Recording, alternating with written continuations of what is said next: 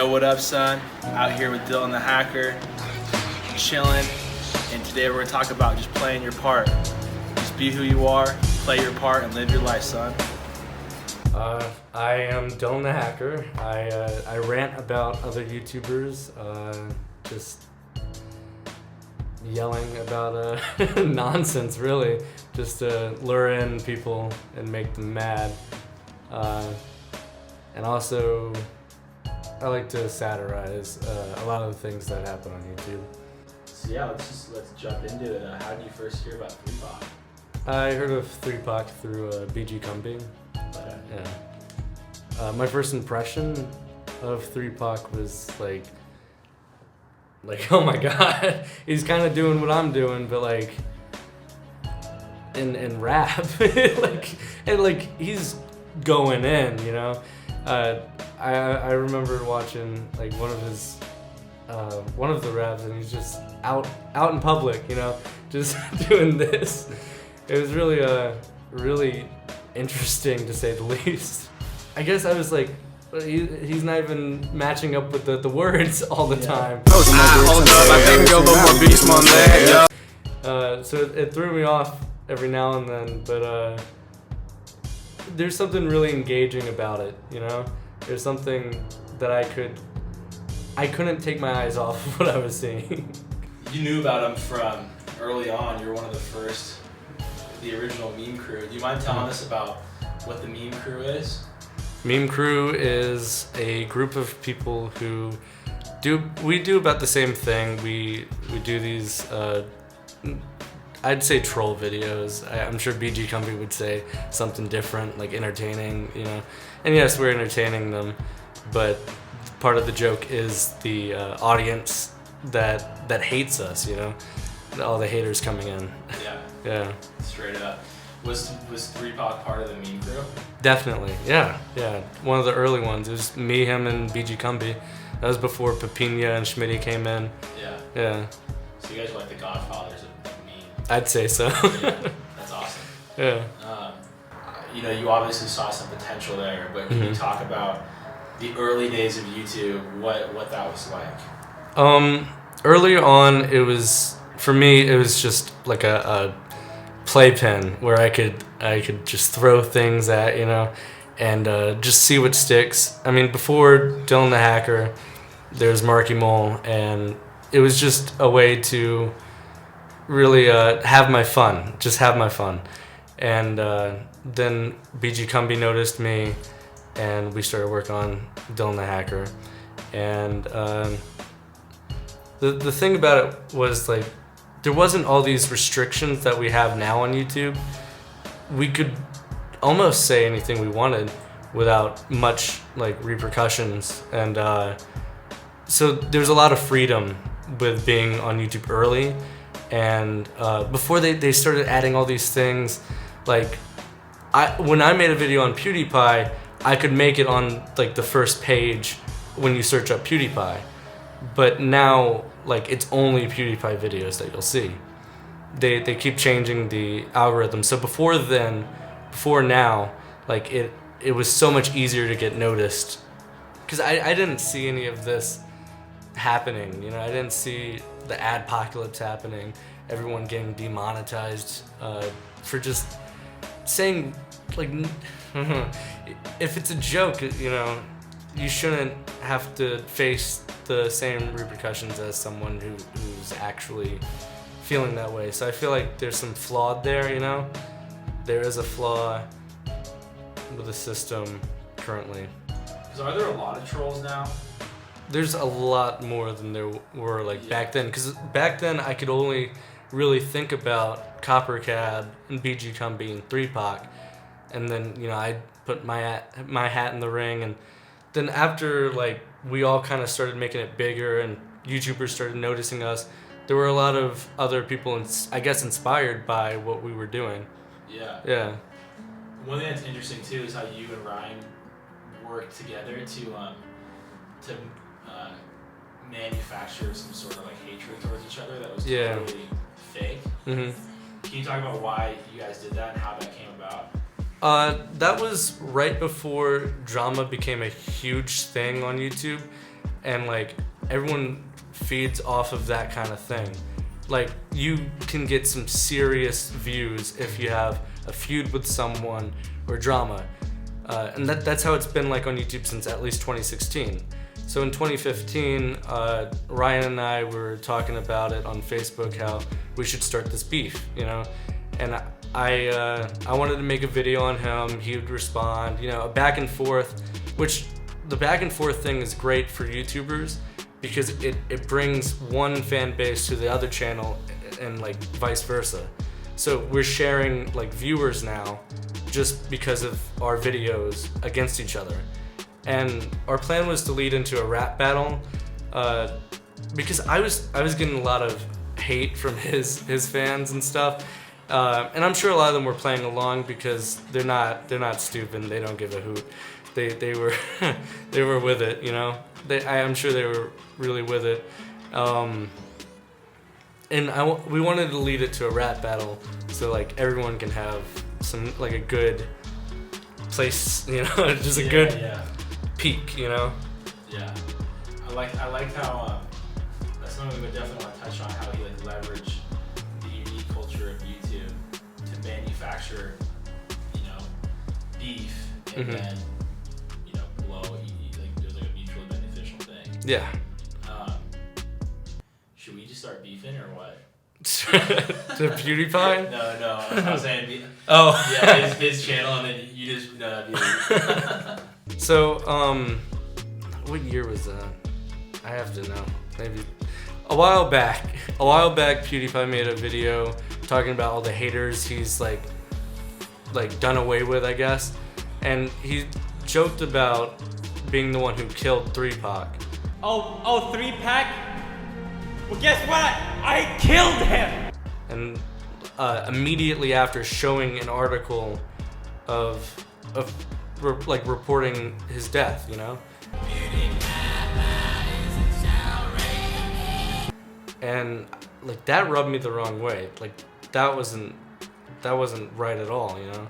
It was very distasteful, and I didn't know how anyone like thought about that whenever I was watching it. And then like I started getting messages from 3Pac's fans, you know, saying like how PewDiePie did it and it's wrong and I should either make a video on PewDiePie or talk to him. And I tried. I messaged PewDiePie. How do you message PewDiePie? He follows me on Twitter. Okay. So we've had our back and forths sometimes. So I messaged him in hopes that he'd apologize about that joke he made, and he never responded to it. Which I mean, I guess I can get. I'm sure he has his notifications off, and like also I was irrelevant to him at the point, you know. But it just seems wrong to ignore that kind of thing. And I also thought, you know, I thought about bringing it up to Keemstar and stuff, so it would gain some attention, just so PewDiePie would, you know, apologize for it. Zero hoots to me is not giving a rat's ass about what other people think. Like, you know, those trout ass people. Yeah, not giving a hoot about that. Like haters and stuff. Yeah. I do not let that affect me. Yeah. Do not let that affect me. Do you think of a specific story when you might have been given a hoot and you remember zero hoots and how you powered through it? Here's one. Yeah. All my information was leaked on the internet, and I gave such a hoot, you know, huge hoot. I did not post videos for a while because I was scared, but then I was like, you know what, I can get through this. Yeah. I can get through this. So I started putting out fake like docs information and stuff, and I buried it, and I don't have to give a hoot anymore. Can you go online and figure out where your house is? Yeah, if you really wanted to look, but you might get confused with all the fake ones I put out because they look legit. Really? They look pretty legit. Damn, that's funny. Yeah.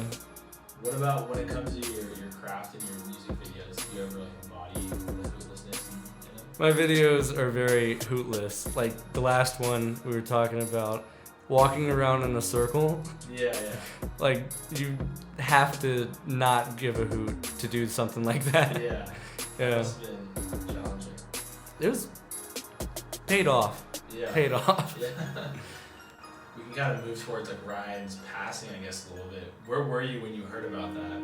I was in my room. I was laying in my bed. Like, I remember very vividly because it actually struck a chord with me. Because, like I mentioned with you, my oldest brother passed away, so I couldn't help but think about your family.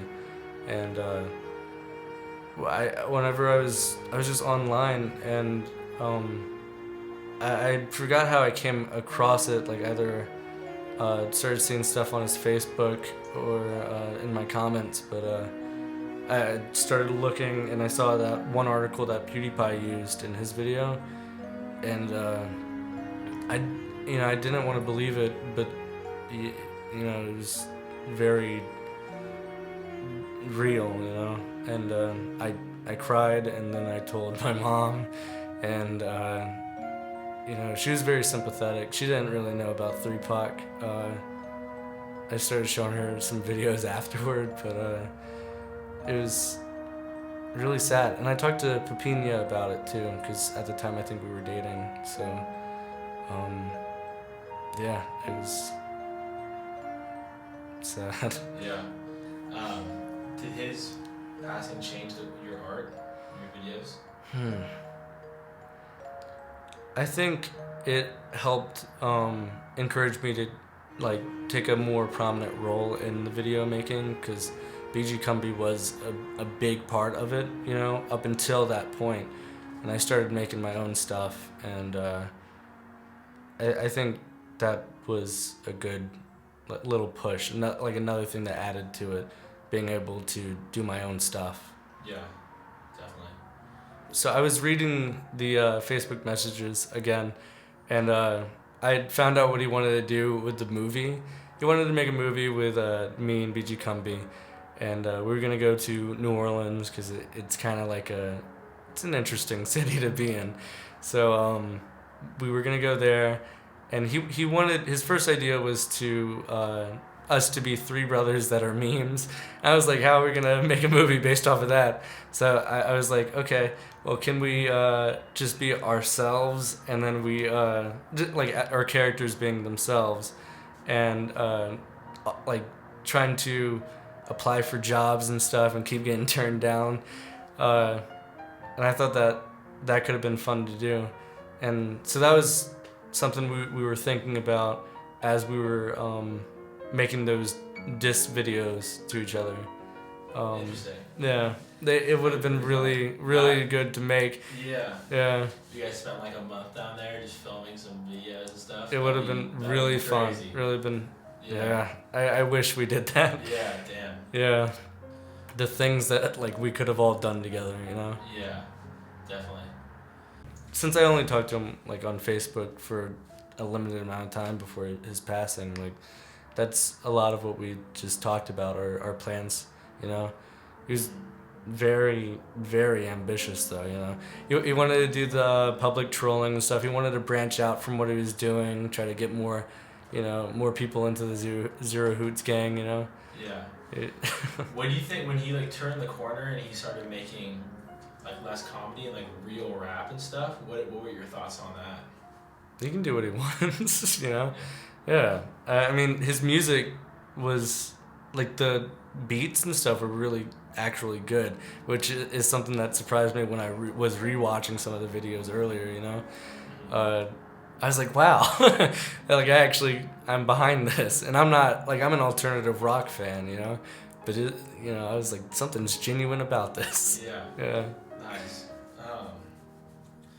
How do you think what's the best way to carry forward the ZHG?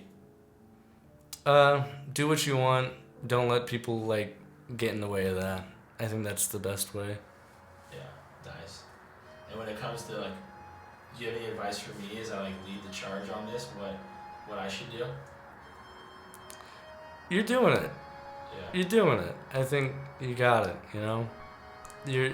I mean, for this to happen, for you to make this happen, you're already you're doing most of what you can to carry on his legacy, For sure. Yeah, anything you want to ask me? Who are the people you're most excited to meet in the future? I think Little B, talked to him a little bit. Ugly God, he's another rapper. He knows about 3 Pac. It'd be interesting to meet Pwediepie. Yeah, yeah. I'll get in touch with him. Hopefully he'll message back. Yeah, you just gotta blow him up. I gotta just hit him up a lot. I guess. Yeah. Yeah, there may be some like Bay Area rappers that have influenced Ryan, like Mr. Fab and E40. Never heard of them. Yeah, they're Bay Area like hyphy rappers. Okay. Yeah. Are there any sound bites you want to have put into the doc? Like clips and stuff. Like 3 Pac's a legend. If you want to just say that for the doc. Or like, is there anything that you want to put in there? Oh, I see. I see.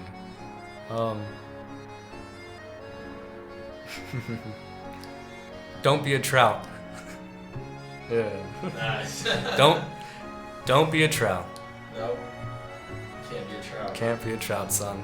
Can't be a trout, son. Perfect. Yeah. Well, thanks, man, for taking time to do this. Thank you for coming out. It's pretty easy. Just set it up. Yeah. Cool, man. Yeah. We're good.